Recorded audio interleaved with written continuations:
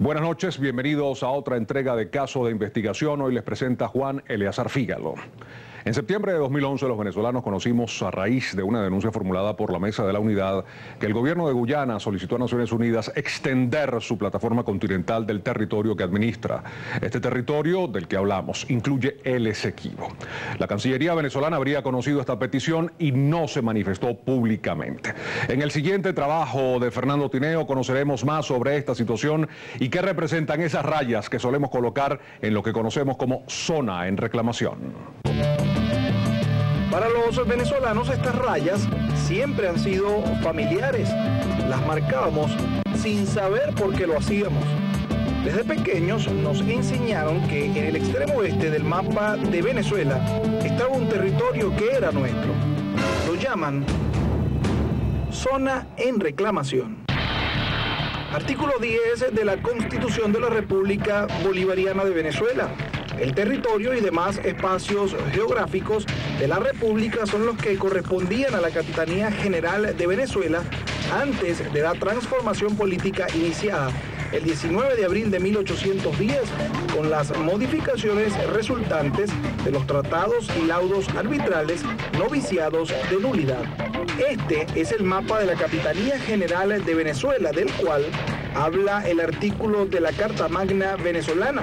Como puede observar, lo que siempre hemos conocido como zona en reclamación formaba parte de nuestro territorio. Desde el descubrimiento, tenemos el derecho de descubrimiento 1498, cuando llega Cristóbal Colón en el tercer viaje, y en una de las 18 carabelas que venía un hermano de Cristóbal Colón, llamado Diego Colón.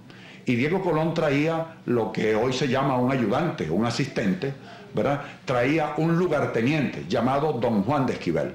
Y Esquivel fue el primer nombre del río Esequibo. Y ese río es el límite de lo que fue la Capitanía General de Venezuela desde 1777, donde los españoles, organizando todo lo que era la provincia de Guayana, colocaron como límite el río Esequibo, y está en los mapas, está en la documentación desde la configuración de la Capitanía General de Venezuela, y del otro lado lo que teníamos era la Guayana holandesa. Luego de las modificaciones de las líneas fronterizas hechas en 1834 y 1839 por el explorador británico Robert Herman Shortbank, Venezuela hizo la primera reclamación. Pero no es sino hasta 1899 cuando Venezuela y la Guayana británica van ante un tribunal en París para dirimir sus diferencias territoriales. El juez ruso Fyodor Martins falló a favor de Gran Bretaña y su colonia. Venezuela, que fue representada por Estados Unidos, salió derrotada y se perdió el Esequibo. La razón es muy simple. En 1899 fue el laudo de París. En ese laudo o sentencia arbitral se quitó, se usurpó, porque así fue, se usurpó los árbitros, usurparon a Venezuela los 159.500 kilómetros cuadrados que representa el Esequibo. Ahora bien, ese laudo nosotros no lo consideramos válido jurídicamente.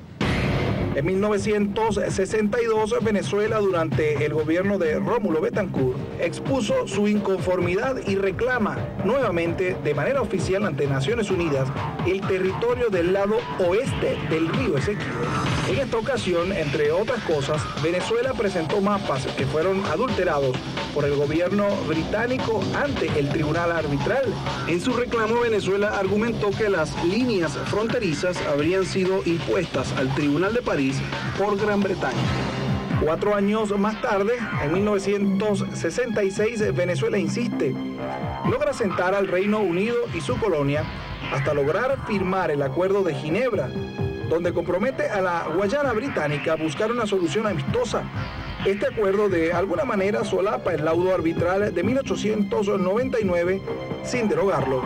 El acuerdo es un tratado, no es una sentencia arbitral, pero el tratado es de obligatorio cumplimiento para quienes lo firman, en eso se parecen. ¿Quién lo firma el Tratado de Ginebra? Lo firma Venezuela. Lo firma en ese momento el primer ministro de Guyana, que era representante de la colonia Guayana Británica. Y lo firma Gran Bretaña porque era la garante de la colonia. El propio tratado dice que cuando se independice Guyana va a formar parte del tratado.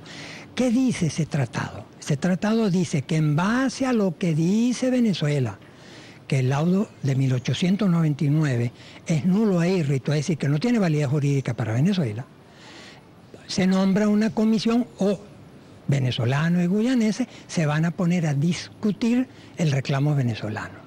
Si Guyana, desde ese momento Guyana puso en duda sus propios derechos sobre el territorio, porque si no, ¿por qué lo firmó? What again I found wrong as a historian.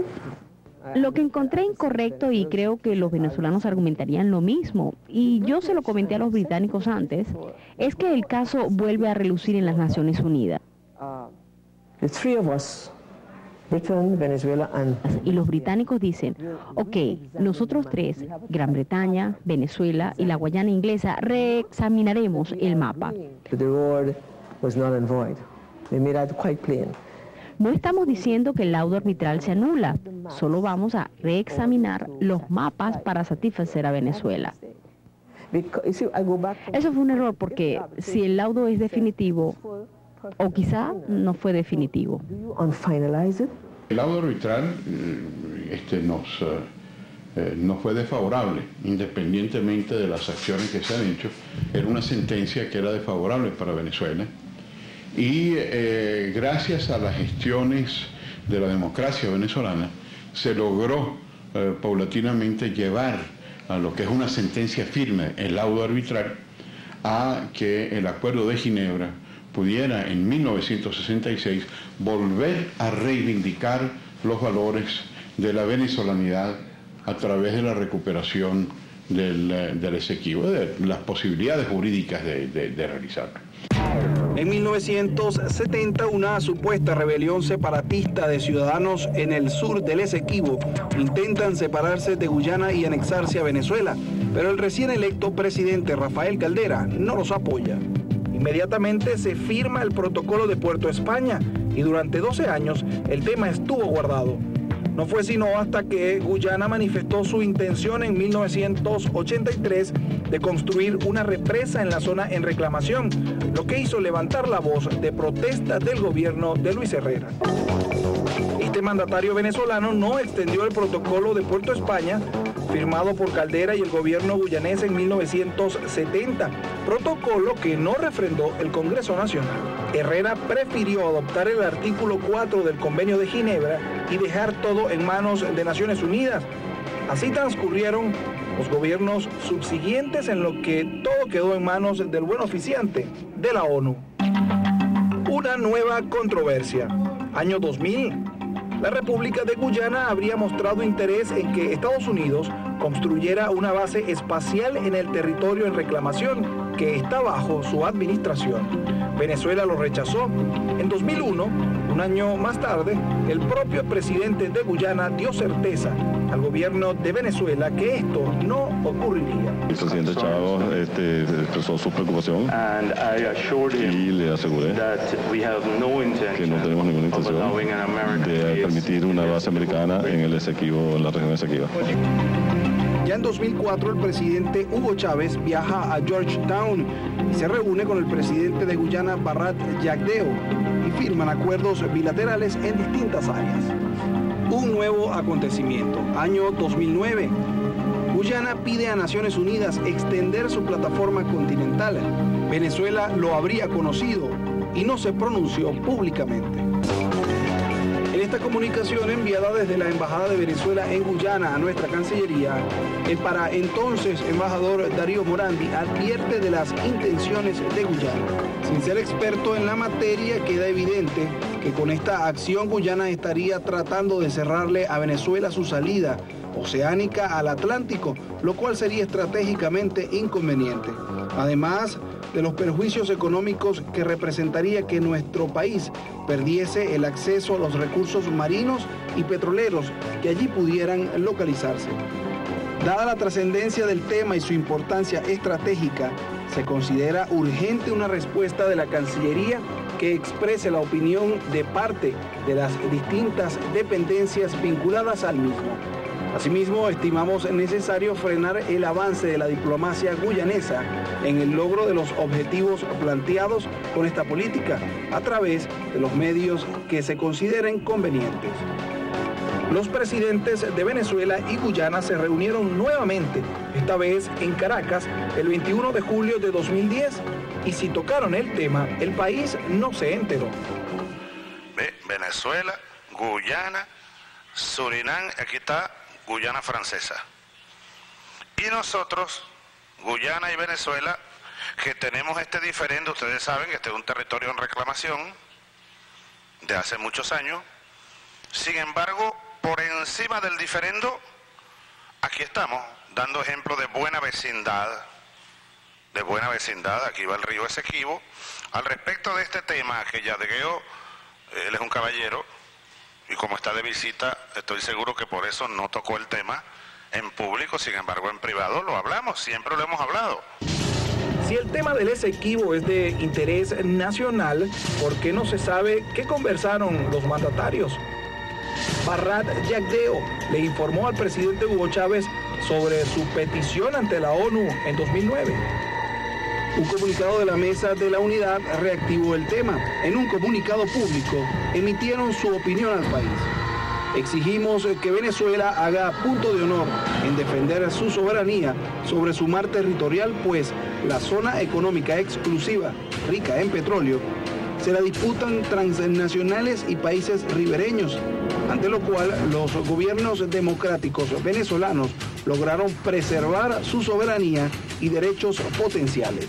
Lo que sorprende es el silencio de este gobierno, es la connivencia, es las declaraciones ayer de Maduro, diciendo abiertamente que este es simplemente un problema en el cual tiene derecho Guyana y que ellos no tienen nada que decir. El embajador en Guayana dice que lo están estudiando, se contradice con lo de Maduro. Pero ¿qué está pasando? El gobierno tiene una responsabilidad, no solo una responsabilidad desde el punto de vista político, sino incluso desde el punto de vista personal del presidente y del canciller en estas cosas. Las Fuerzas Armadas tienen algo que decir en esto, porque están obligadas por la Constitución a mantener la integridad territorial. A raíz de la denuncia de la Mesa de la Unidad sobre el silencio del gobierno y la presión de la opinión pública, los cancilleres de Guyana y Venezuela se reunieron en Puerto España, Trinidad. Bueno, Nicolás, ¿algún comentario? ¿Cómo te fue? Bueno, presidente, en primer lugar,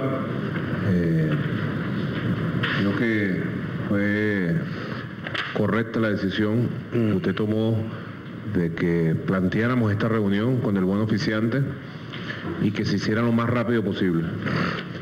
Efectivamente, la respuesta del gobierno de la República Cooperativa de Guyana fue inmediata también. La reunión de ayer fue larga frente al buen oficiante. Hablamos con franqueza y con la diferencia, como usted lo establece, de que estamos hablando entre pueblos hermanos, que tenemos un diferendo, tenemos una reclamación territorial heredada de los viejos colonialismos, que fue utilizada para la división, para el odio, para que nos odiáramos entre los pueblos y para mantenernos separados. El presidente Hugo Chávez leyó parte del comunicado conjunto que ambos cancilleres firmaron el 30 de septiembre de 2011.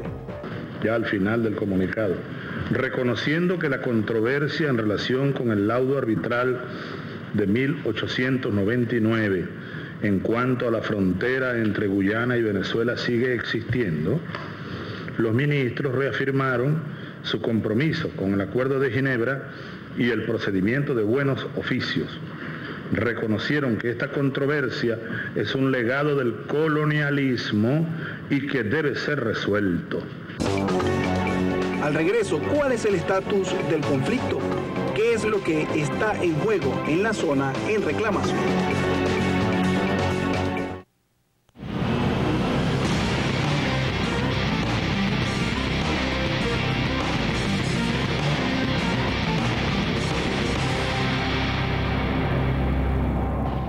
La pregunta que se hacen muchos venezolanos es por qué el gobierno guardó silencio ante lo que los académicos y diplomáticos de carrera califican como una violación al Acuerdo de Ginebra por parte de Guyana. Enseguida sabremos más sobre este aspecto y también sobre las concesiones que otorgó el gobierno vecino para explotar la riqueza mineral en esta región. En diplomacia, el silencio frente a litigios entre países podría interpretarse como algo perjudicial para el Estado que lo asume. Algunos académicos y conocedores del tema cuestionan, en este caso particular, la petición de Guyana en la ONU de extender su plataforma continental. Un poco la esperanza de varios expertos y especialistas era que en la negociación, en la búsqueda de una solución, Venezuela tuviera una salida al Atlántico a través del delta, pudiera asegurar la salida del Atlántico. Pero para hacerlo es necesario que Venezuela lo exprese de manera categórica. Y al no hacerlo, no solamente en este caso, sino en otros, como la delimitación con Barbados, que tumba los alcances de una negociación limítrofe con Trinidad, estamos en una situación de minusvalía. Lo que sí ocurre con el silencio es que estamos complicando y estamos haciendo ver, porque el que calla otorga, que Guyana, independientemente de lo que piense Venezuela, va a seguir invirtiendo a través de empresas guyanesas, a través de transnacionales. Y eso lo que hace es que el día que algún día un gobierno de Guyana se siente en una mesa de negociación, que lo dudo porque nunca va a aceptar negociar el territorio, pues eso lo que hace es complicar aún más. Y te digo que nunca se va a sentar por una razón muy simple. La Guayana Esequiba es constitucionalmente territorio de Guyana. La Guayana Esequiba es parte del territorio de Guyana y lo determina la Constitución. ¿Estaremos perdiendo el territorio que históricamente consideramos nuestro? ¿En qué estatus se encuentra este diferendo con la República Cooperativa de Guyana? Nosotros acogimos el artículo 33 de la Carta de Naciones Unidas, que es la búsqueda de mecanismos de solución pacífica. Y el tema principal de lo que se debatió en la 66ª Asamblea General es el de la mediación como solución pacífica de la controversia. En este sentido, es evidente que nosotros estamos en un proceso en donde hay un buen oficiante, que es un caribeño, siempre ha sido un caribeño, y hay dos facilitadores, uno por Venezuela y otro por Guyana. Si bien es un trabajo delicado, pero no puede ser un trabajo absolutamente silencioso, tiene que ser transparente. Hay que avisarle e informarle a la Armada venezolana. Hay que informarle y avisarle a los académicos de la historia que han estudiado. Hay que informarle y avisarle a otros componentes de la oposición que son miembros de la Asamblea Nacional. Hay que buscar motivar a los venezolanos. Guyana tiene presencia en el Esequibo. Según los especialistas, tiene la posesión debido al fallo arbitral de 1899, aunque Venezuela lo considere nulo e írrito. Pero ¿sabe usted quiénes viven detrás de las rayas que dibujamos en el mapa? Hay que entender que la población en esa zona, en el Guayana Esequiba, primero, por un lado, es relativamente escasa. Segundo, está bien dividida. Sobre la costa hay una población de origen hindú y africana que habla inglés y que básicamente en la mayor parte de la costa, en el triángulo norte del Esequibo, hay esa población, yo te diría que está muy alejada de sentirse venezolana, sino todo lo contrario, se siente guyanesa. También existen recursos de gran valor. Desde 1996, Guyana explora y explota el mineral de oro en el Esequibo. Solo en el año 2010, Guyana explotó 308.000 onzas de oro extraídas de la zona que reclama Venezuela, lo que es igual a 9.580 kilos del precioso mineral, más de 9 toneladas. Casi 509 millones de dólares entraron a las arcas del gobierno guyanés. Observe en estos mapas oficiales del gobierno de Guyana y de la compañía Guyana Goldfield Inc., donde se encuentran las minas de oro, y fíjese que están localizadas en la zona en reclamación. Este es el proyecto Aurora, uno de los depósitos más grandes que existen en la zona en reclamación y que explota la canadiense Guyana Goldfield. Hasta octubre de 2011 habían extraído, según este informe, 5.71 millones de onzas de oro de los depósitos Alec Hill, Walcott Hill y Matkins. A estos depósitos los llaman la milla de oro. La zona verde que ven en el mapa es el proyecto de extracción de oro Aurora. Además de los depósitos ya nombrados, existen otros. Depósito Beso Loco, Loco Beso del Sur, East West Loco, Oriente Walcott, North Alec Hill y North Roll. La exploración continúa. El proyecto Aranca se encuentra a 19 kilómetros del campo Aurora. La canadiense Guyana Goldfield realiza trabajos de exploración en un área de 307.589 hectáreas. La transnacional norteamericana tiene estimado invertir en este proyecto $10 millones. Según sus primeros cálculos, los depósitos en esta zona contienen 6.853.000 toneladas reportadas de mineral que contiene oro, con una ley promedio de 2,09 gramos por tonelada, lo que es igual a 460.400 onzas de oro. Para 2012, Guyana extraerá 14.320 kilos de oro, 14 toneladas del lado oeste del río Esequibo, nuestro territorio, o lo que siempre hemos conocido como zona en reclamación. Observe en las siguientes imágenes del informe 2011 de la empresa canadiense Guyana Goldfield cómo ya existe una infraestructura en torno a la exploración de oro, construcción de campamentos con casas, desagües, muelles para desembarcar combustible, embarcaciones, construcción de carreteras, maquinaria y todo esto en medio de la selva del Esequibo y a lo largo del río Cuyurí. 13 concesiones más han sido otorgadas. Pero no es solo oro. Otra transnacional canadiense, CGX Energy, trabaja en el mar del Esequibo desde 1996. Según cálculos de la empresa, en este lugar se encuentra la segunda cuenca de hidrocarburos no explorada más importante del mundo. Allí se encontrarían 15.000 millones de barriles de petróleo y 42 billones de pies cúbicos de gas. En el mar del Esequibo, Guyana otorgó concesiones a Exxon, Total, Shell, Tullow, Repsol, Murphy, Noble, Impex y GPF. Pero los trabajos de Guyana en el territorio que reclamamos como nuestro, el Esequibo, no terminan allí.